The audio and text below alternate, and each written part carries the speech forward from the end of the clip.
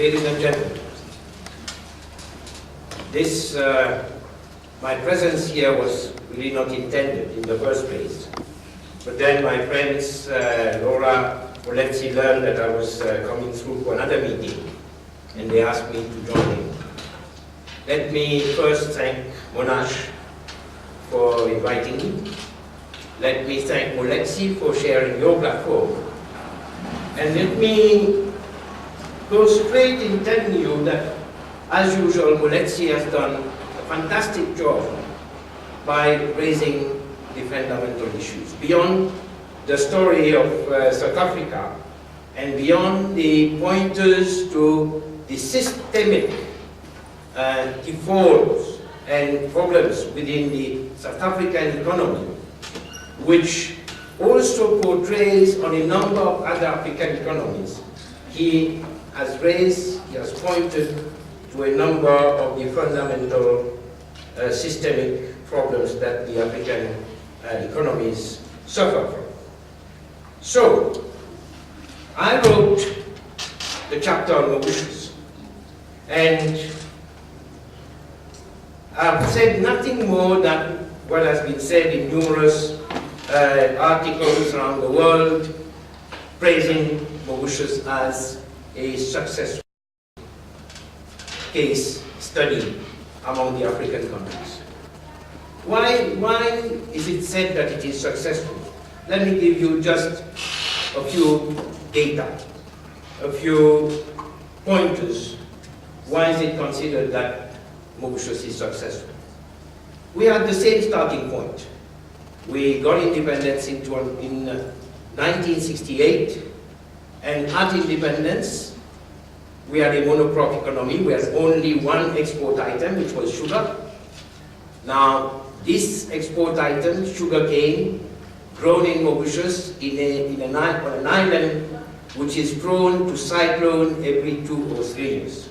That's how vulnerable we were. And a GDP per capita of $250 US. From 1968, we virtually doubled our GDP almost every 10 years. From 2015, 1968, we reached 1,000 in 1978, 2,500 around 1985. We now stand at $7,500 US per capita in 2010, and we are on track to $20,000 US for 2020, and we'll make it. We've done that on a number of factors, certainly not natural factors. We don't have an ounce of gold or diamond, we don't know what this is. We don't have cotton, we don't have wool, we have really no natural resources. But we have the biggest resources, we have people. Because after all, what creates wealth is not natural resources, it's people. That has been our biggest asset. So when I say that, yes, Mauritius is an example, it's not just about how we've grown our GDP.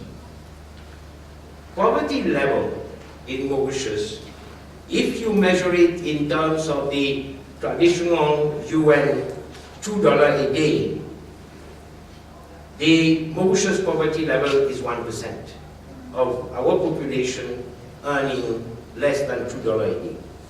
I would compare that to Malaysia, which is 9%, South Africa, which is 34%, or Namibia, 56%.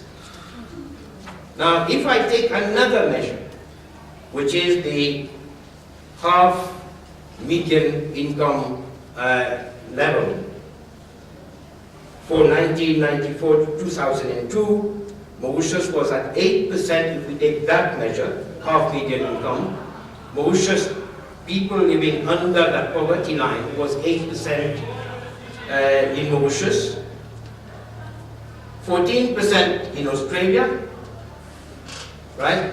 17% in Ireland. So, indeed, we've managed to grow the GDP to have a proper wage distribution and to make sure that the society, the people of Mauritius, move more or less at the same pace. Obviously, there's nothing like a fully egalitarian society. There are always inequalities, there are always classes. But the role of the state, the role of government is to close that as much as possible. And that's what we manage.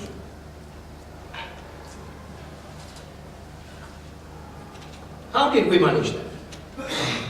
On the basis of a number of principles. Since independence, Mauritians and the government, the various governments of Mauritius and the state, we have never been very ideological about development. We have been extremely pragmatic.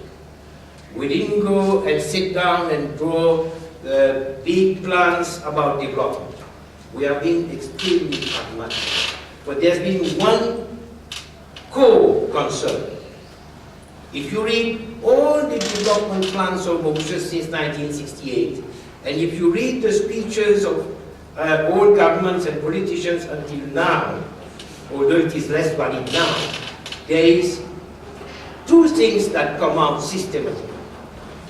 The obsession to create jobs and the obsession to create jobs that will earn income to people to make sure that not only they go out of poverty, but they become more and more affluent. So our development strategy was fundamentally job creation, job creation, job creation, job creation. That is what we have done to such an extent that maybe you don't know, Mauritius is now an importer of labor. We've been for the last 15 years. And we import labor. We actually need to import labor to run the economy. We've created so many jobs that we don't have enough people to fill all the jobs. It's not an issue of skill sets, it's an issue simply of demographics. And at the same time, Mauritius is having an aging population.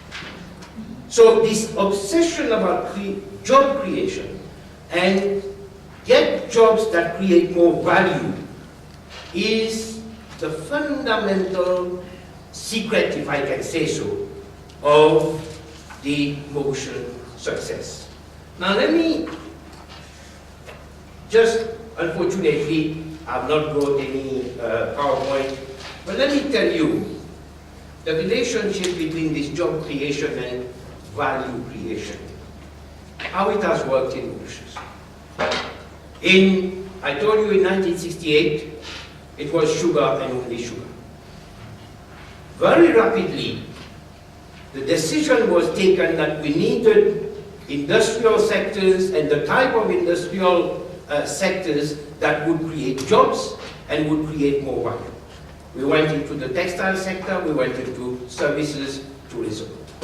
And by the way, I was watching what Moeletsi was saying about the shoe industry. The same has happened for the textile and garment industry in South Africa. And Mauritius now is exporting $100 million of garments, and it's most likely that some of you are wearing Mauritian garments today without knowing it. $100 million worth of garments is exported to South Africa. Because shoe industry went down similarly. For similar reasons went down like the footwear industry. Whereas, since 1960,